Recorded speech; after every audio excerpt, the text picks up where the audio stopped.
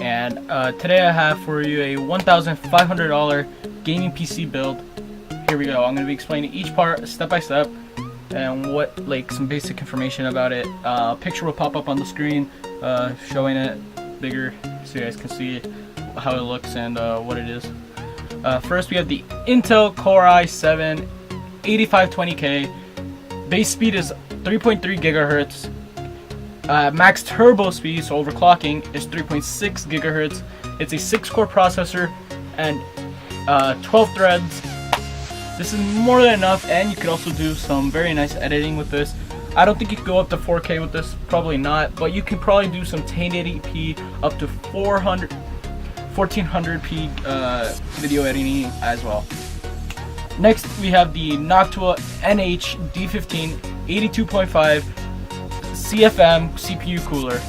The Core i7 that I just mentioned does not come with its own stock cooler, so you're gonna need your own. This is really good. It has 2 fans, 2 sets of blades for cool heat dispersion, and yeah. Next, the motherboard. We have the ASRock X99 Extreme 3 ATX LGA 2011-3 motherboard. This is a great motherboard. It has multiple PCI Express lanes, enough RAM lanes, and it has some not really modern I/O on it, like no Type C, but that's not a problem really. Most people don't have too many Type C devices as of right now. Type C is becoming more common, but at the moment it still is not as common, but it's more common than what it used to be. Next we have 16 gigabytes of RAM, 2 sticks of 8 gigabytes, some Vulkan DDR4 2400 megahertz. Next we have a Western Digital Cavalier Blue 1 terabyte 3.5 inch hard drive. That's plenty of storage for your games. Booting times is going to be a little bit slower than an SSD, but that's something you can upgrade on later on. Right now we're focusing on the gaming aspect, that you need storage for games if you're going to be playing. Next we have the powerhouse of this gaming system, the GTX 1070 8GB MSI graphics card.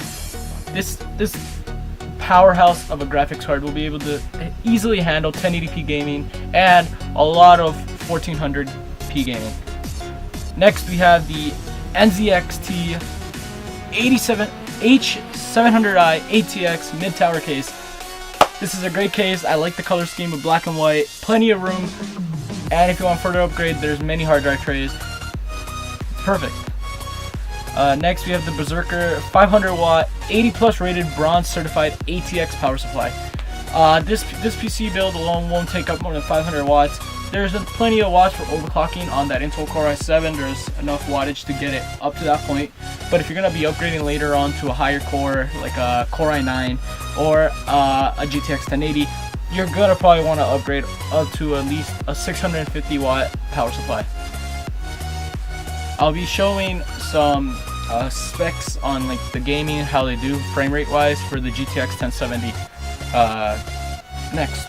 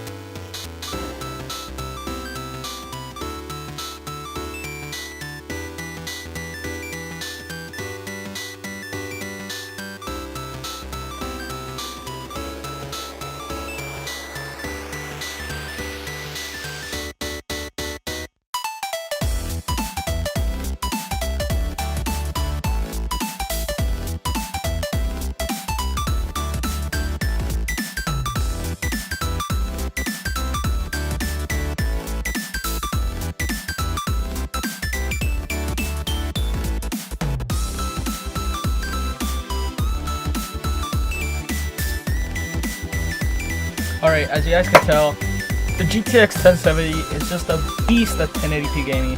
You're almost always gonna at least get 60 FPS. Games that are very bad right now, that are not very optimized, like PUBG, running at max 1080p settings, you're still gonna get at least 60 FPS, which is really good. Other games like GTA 5, yes, it's an old game, but it's very graphically pressured. It needs a lot of power to run it smoothly at really high quality. But all these games are going to be running at max settings and at least at 60 FPS. And one of the most common games nowadays is Fortnite. If it can run PUBG at 1080p on max, which is a higher demanding game than Fortnite, I'm just gonna assume that this can run Fortnite pretty dang good at 1080p max settings or epic settings. And yeah, this is gonna be your $1,500 gaming PC.